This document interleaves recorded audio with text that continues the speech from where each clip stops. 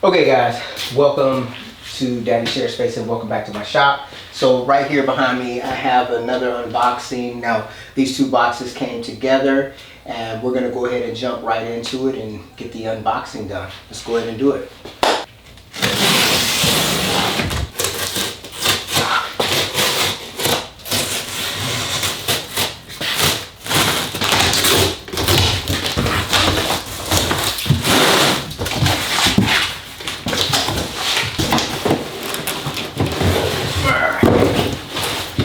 So you can see here that we have the Festool UG stand and we're going to put our Kapex on it. So let's go ahead and get this all unboxed and put it together.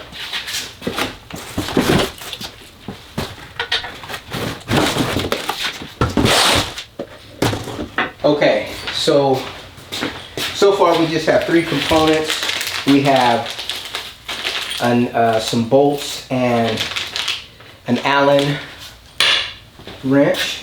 Let's open this component here.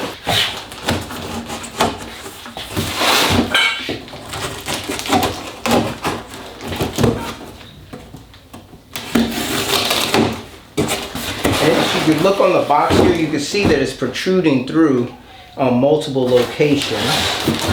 So hopefully there's no damage.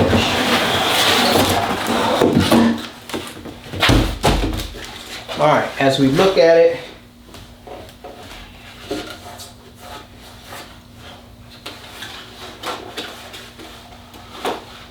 it appears to be in good shape. Alright, let's see if we can get this thing together. Okay, so where's our directions?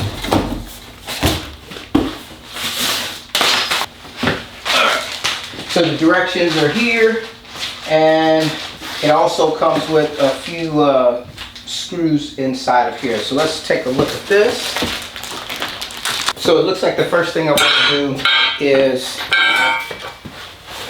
take this component here. As you can see, it has knobs, so it has adjustable feet so you can level it out. And I'm going to slide that in here like this.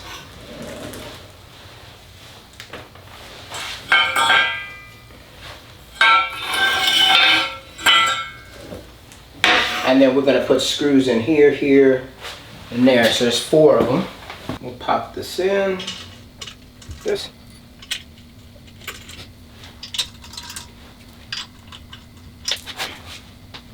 Alright, so that sets up like that. Now, we're going to go ahead and, so this part right here actually is going to click in here. And then now we just got to figure out the orientation of this plate to put in place. Alright, so based upon the picture, you want to drop that just like I did there. So the front of the saw is going to face, let's see here. Alright, so when I look at the branding, let's take a look here. If you take a look here, there's Festool branding on this side but not on the other side. So the front is going to be on this side of the stand. So we're going to grab this stand or this top here, and I am going to assume that the words are going to be left to right, so it's going to go on like this. So now I got to figure out how it fits onto the bottom here.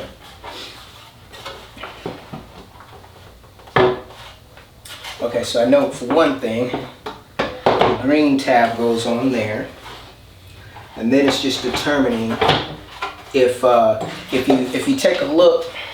Let's see here. There's this line here, this cylinder type washer around that's welded onto the pipe, and there's one on the back on this other side. And I just got to determine if it goes in the front or the back. So let's put that in like that. And so little bit too far to the back. That's a little bit too far to the front. Kind of even that up a bit, and then I'm just going to pop that in, and then we're going to turn that to lock it in. So I'm assuming that's pretty good. And then on this side, we're going to do the same thing. We're going to take a look here, see where it's falling. I don't know if I wanted to go on that side or on this side. There we go. And that is locked in. All right. So we've got that. As you can see, this floor is not level. So what I can do is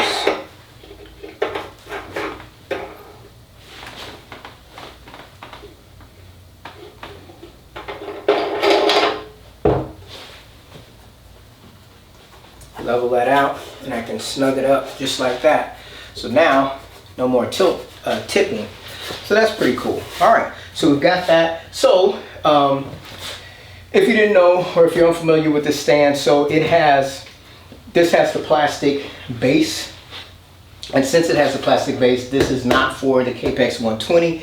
This is for the Kapex 60. The Kapex 120 actually just has two pieces to attach. The Kapex 60 has this whole little apparatus here that you have to basically put on the saw. So let's go ahead and grab the saw and put it on.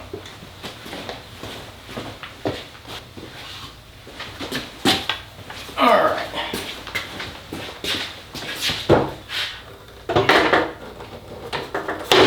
Whoa. Ow. All right. So there are some metal towers on this base that you will line the saw up on, and all of the holes are correlating right now, and the package comes with a set of screws to fasten the base to. Now, something that you should take into note, when you buy the Kapex 60, it comes with these rubber feet that gives you the ability to raise this saw up a bit. I had to remove those in order to install this. And then this right here, this portion, with this stand, I don't think I'm going to need it because it's not supporting anything. So I'm going to go ahead and take this off. Mind you, when you get the Kapex 60, it actually comes with two of these. So one for when you're laying it flush without the risers. This particular one is for with the risers. So let's go ahead. Oh, drop this. Let's go ahead and fasten the saw to the stand. Now, there is an Allen wrench on the back over here. And put my little screws down, and we'll just go ahead and snug this in. This is just another example of what I mean by, you know, the Festool like system approach, where basically you get a stand. It's a minimal design. I mean, you can see it's just like a tube steel and a few components for quality of life. The saw fits nicely inside of the stand, and it has the leveling feet so that you can level it off. As you can see, I did that in very short order, and it comes with all the hardware too. I didn't have to go to the hardware store or anywhere in order to make this work. It's working out of the box. It's got these interesting little cam type locks to be able to lock it onto the frame, which means that it will be fairly easy just to take it off, especially, you know, whether I want to unbolt the saw and take it off of here, or whether I want to leave it on. So we got that snugged up, and we'll put our final one in.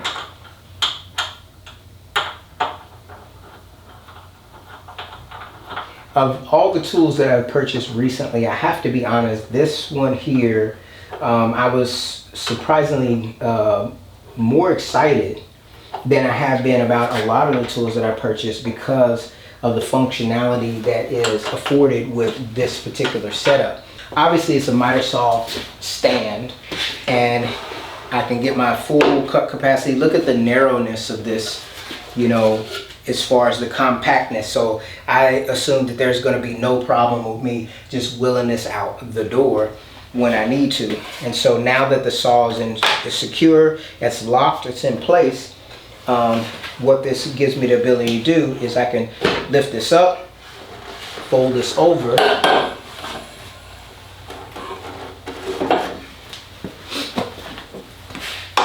and there's a plastic lever here to lock that in. And now I am mobile with this particular stand. As you can see in this configuration, this is quite a bit smaller than the DeWalt in regards to capacity. Now this is not a 12-inch miter saw, but I'm just saying as far as the stand, you're getting a decent degree of functionality in this very small package here, which is pretty cool. So I'm gonna put it, let's set it right here for now. All right, so I'm gonna push this green lever, and then I'll come back on this other side here and pull it up.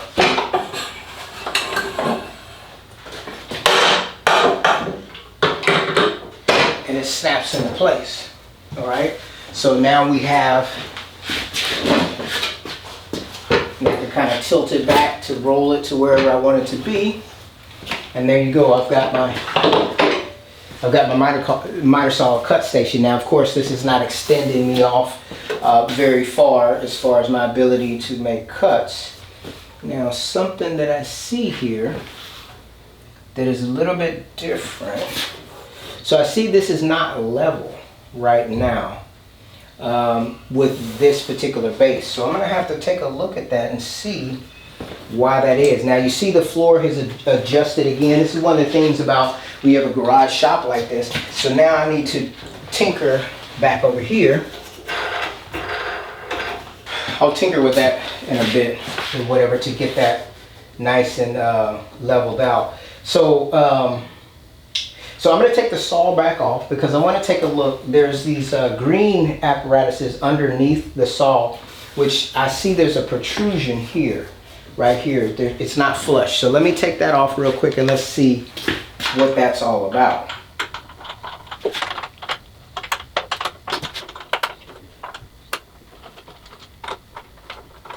Let's lift the saw out.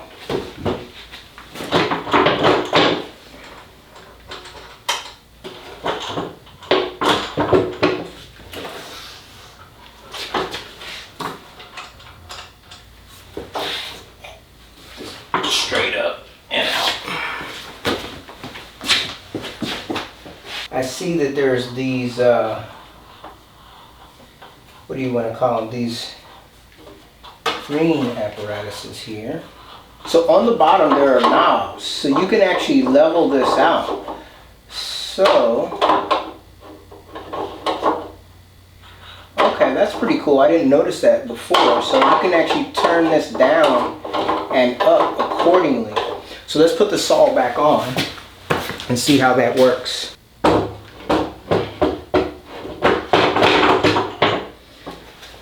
Okay, so the saw is in place.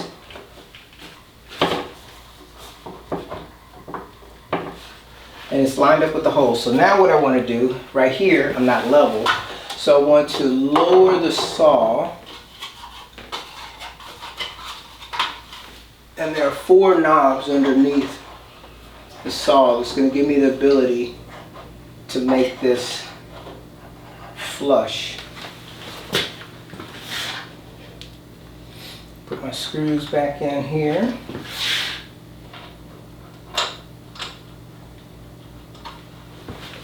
So you see, you've got a novice putting this together, and when you see that, you can kind of not make the same mistakes that I made, and you can get to your goal a little bit faster than I did, simply because you saw someone else, you know, go through and have things not work out exactly how you would hope right off the bat. And you kind of learn how, you know, what paths not to go down. So let me move this out of the way here. get this snugged up.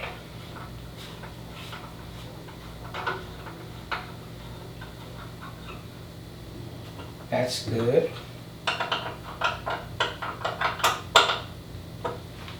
That's good.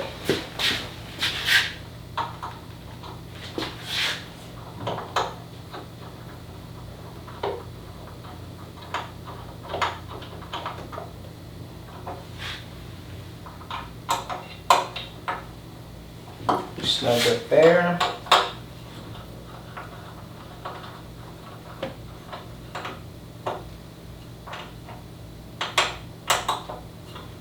And we're snugged up there. So now that that's set, I'm going to come back on this side where it's actually elevated, and I'm going to turn the knobs on the bottom here and level the saw out. Right now I'm just doing some rough adjustments. I'm actually going to come back with a level and make sure that this is nice and level. For right now, I just want to get it roughly set up. And so you got 4 adjustment knobs to be able to get this saw in.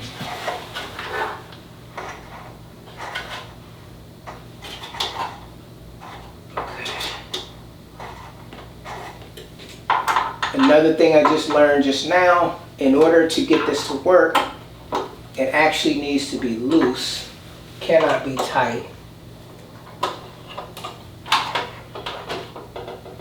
in order to get the leveling done. There we go. Alright, so now I'm going to tighten this down.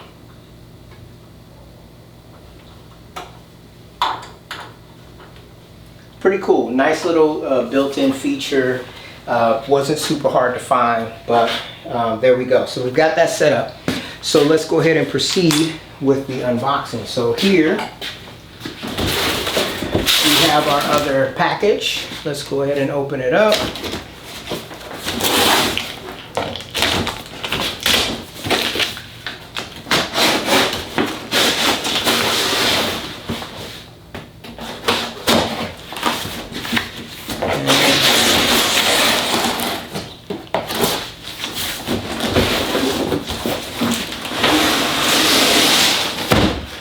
Other side.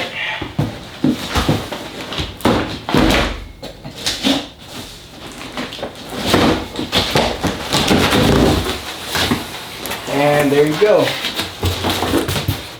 So as you can see here, we have the Festool extensions that will go on to each side of the saw. Let's go ahead and pull them all the way out. Okay. So there are instructions here for being able to put this onto the actual saw. However, it looks to be pretty self-explanatory. Now, you want to be mindful of how this device is on, so you can see how to put these things back in if you need to. So we see the poles are out and the knob ends are opposite one another. So that's something to keep in mind. And then also the stop. There's the stop there, and there's the stop there. And it looks like the knob side is on the same side as this portion, and the flat portion right here is closer to this knob. So that's how that goes. As you can see, you can just carry this around like this to take it to wherever you need to take it to. So that's pretty cool. And these ends are to protect the device, or the wings rather. So let's get these out of here. Let's pull this out, loosen this up, and that gives me the ability to pull this. Alright, so this comes off. I'm going to take the wings out.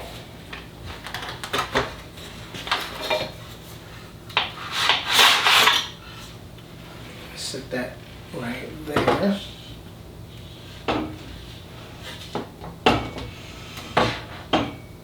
Alright, now on the bottom of this here, See, there's a knob. You loosen that. And this can slide back and forth or up and down in this orientation. And there's a V groove. And so if we turn it around this way, we see this is the back. So this is obviously going to fit on this portion of the saw here. So we're going to take the leg and pop it out. We're going to drop it in like this. We're going to come underneath and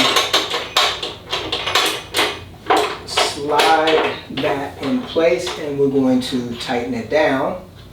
So this portion is good, and then as you put that leg out, it kind of levels off to some degree. Now there's some also adjustment at the knob over there. So this portion seems to be good for the most part. So we've got one end attached. Let me pull this down just a hair.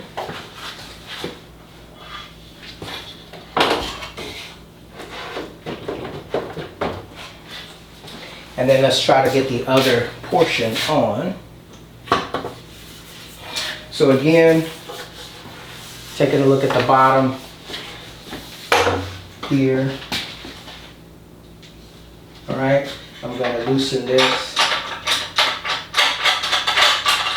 Be careful or it'll come all the way out. There's just like a screw underneath there for it to bolt into. And then you've got your V groove.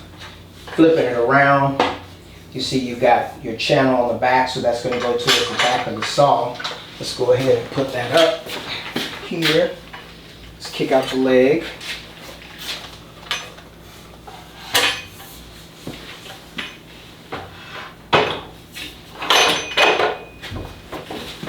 And we'll go underneath to take a look at where that's setting.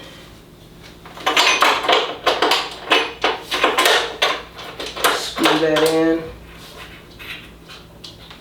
and then we can adjust this accordingly.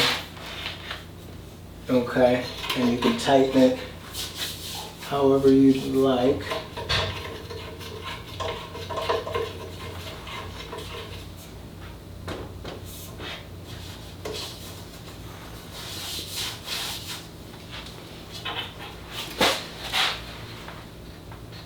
Okay. Looks pretty good. All right, so there you go. So now we have the Festool UG Kapex stand in the shop. This is going to obviously give me the ability to cut 2x material in the shop in a more efficient and effective manner. I got my stops so that I could go wherever I would like to go. And one of the other beneficial additions to this is on the end here, if I unscrew the knob on the back, I can pull out and extend on both sides of the device, giving you a very long cut surface to be able to cut down any kind of 2x lumber.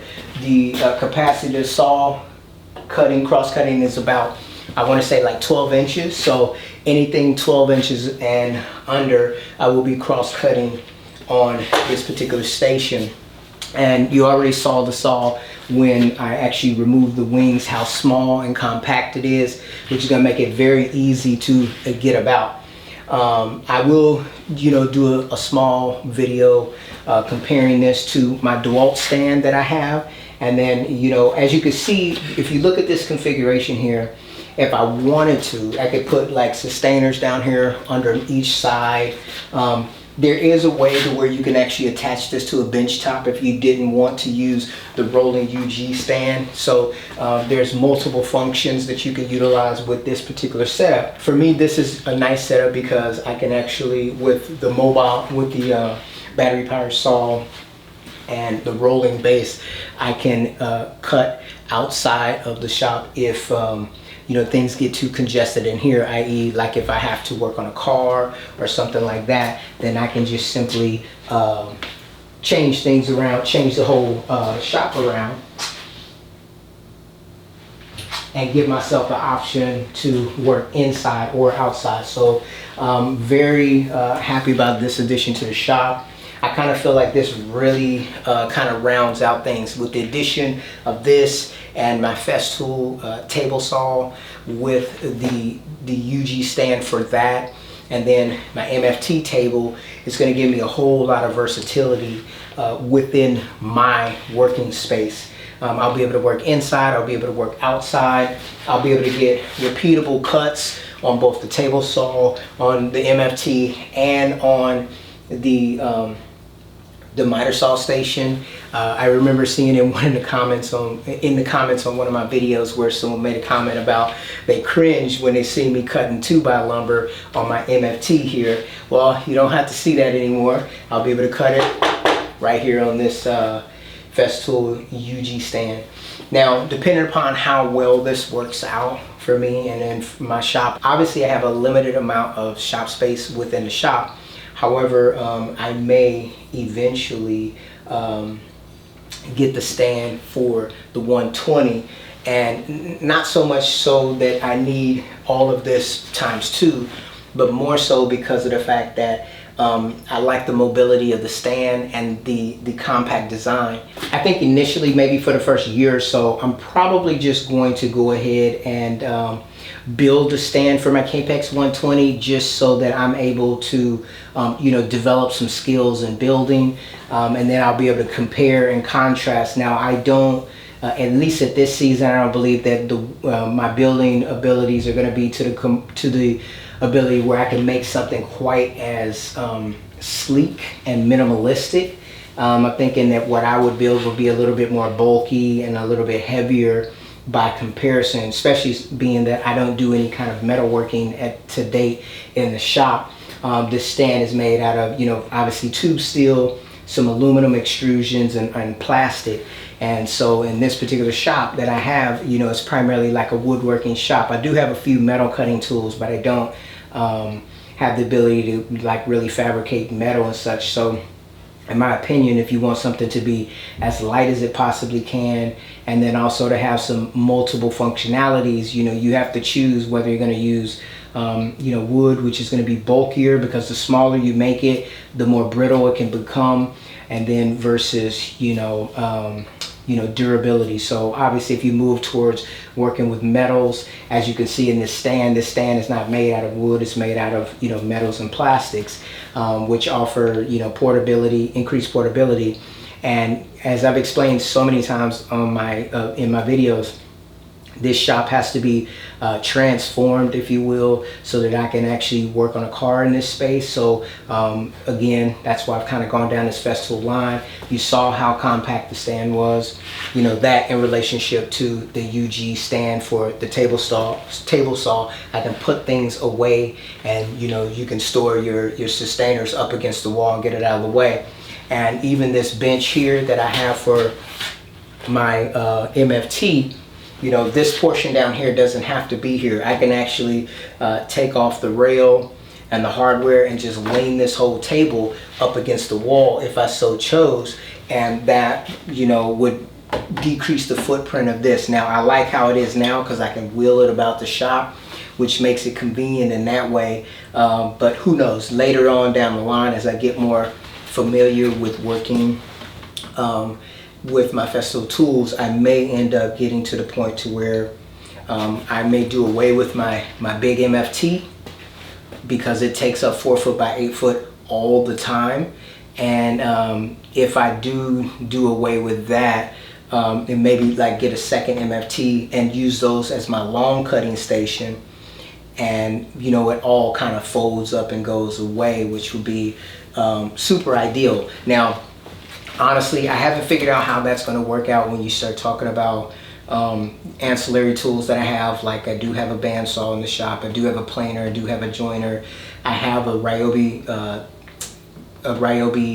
benchtop router table, and my sander. These are all things that I'm going to have to kind of go back to the drawing board and figure out how it's going to work best in the shop. You know, as I've started this woodworking journey, I wasn't 100% sure about well, I started off building everything out of like plywood and using just 2x4s here sparingly, but over time plywood has kind of gone up in price. And also, you know, you learn a lot about, you know, if you're able to mill lumber, you can get your lumber at a cheaper price. And so that's how I kind of went down the pathway of getting a jointer and a planer to kind of mill down things so that I can make my own boards. You know, that increases skills because you practice in glue ups, you're practicing, you know, the milling process. And then also, at least what's been reported to me from many different outlets, is the fact that, you know, the more raw your board is, the cheaper the board is. So if you develop those skills, now, you know, I may come to the conclusion in the future that this shop is not built for milling of lumber, and if that's the case, then I'll have to shift back to more plywood and finished you know, S4S type boards to kind of, you know, move forward, because the milling process by itself takes up a lot of effort and energy, and I could spend all day out here trying to plane a board and joint a board to get it where I want it to be, and then not actually build a project in the end because all my time is taken up with, you know, getting the board ready and then cleaning up the mess that's caused after it. Because, you know, up until now, or up until just recently, I didn't have a very good or decent dust collection solution for my larger tools such as the jointer and the planer. I think I may have that figured out. I'll be releasing that in a little video as well. But anyways, guys, I'm just kind of rambling now. We've got the Festool UG Kapex stand in the shop for the KS60 miter saw. Excited about having that, excited about being able to get those repeatable cuts on 2x lumber. Anyways, guys, I want to thank you for taking time to check out any of my videos, and I will see you in my next one. Take care.